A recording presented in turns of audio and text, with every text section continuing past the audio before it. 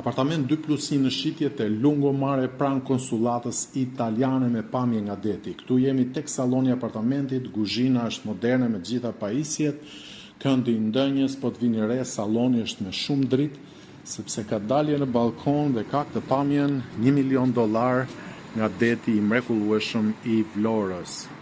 Hym brenda për të parë pjesën tjetër të apartamentit. Në të djathtë kemi një tualet të madh, modern dhe me ajrosje. Kemi dhe dhomën e fëmijëve, dhe kjo po ta shihni është me shumë dritë, ka dalje në një balkon të dytë.